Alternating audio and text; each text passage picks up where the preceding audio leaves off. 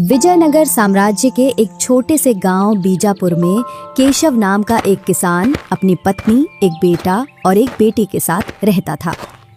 हर दिन केशव गांव के जमींदार चंगीलाल के खेतों में जाता और कड़ी मेहनत का पसीना बहाता। उसके पास एक छोटा सा घर ही था।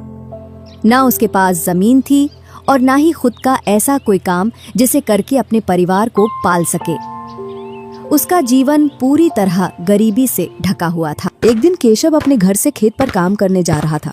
तभी उसकी पत्नी रूपा बोलती है, आखिर कब तक हम हर दिन एक जोर भोजन करके अपना जीवन गुजारेंगे?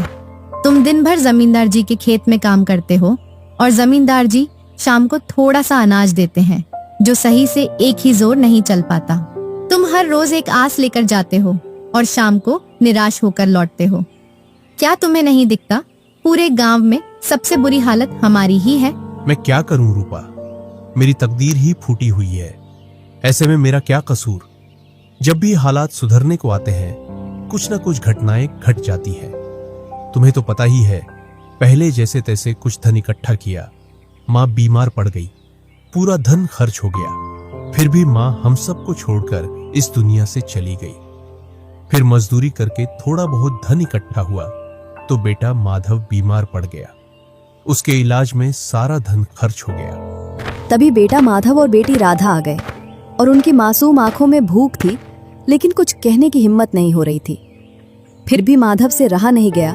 पिताजी, हम कब तक एक एक टाइम खाना खाकर जीवन जिएंगे? जब भी हम खेलने जाते हैं तो रामू अपने घर से पकवान बनवा कर ले जाता है। हमारा खेल पूरा होने के बाद वहीं पर स्वादिष्ट पकवान खाता है तो हम खींचे चले जाते हैं। वो हमें अपने पास नहीं आने देता और बोलता है, दूर चले जाओ, मैं तुम्हें खाना नहीं दूंगा।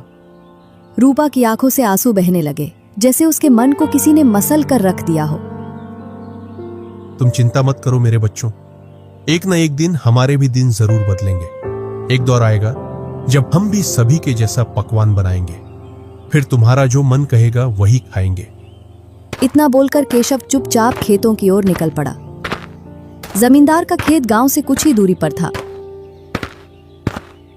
केशव खेत में पहुंच जाता है, काम करने लगता है। काम करते करते उसे ऐसा लगने लगता है कि अब उसके शरीर में इतनी ताकत नहीं रही कि वो अच्छे से काम कर पाए। उसका शरीर दिन ब दिन कमजोर पड़ता जा रहा था। उसके बाजू में अब पहले जैसी ताकत नहीं रही। हे भगवान, अब और कितनी परीक्षा शेष है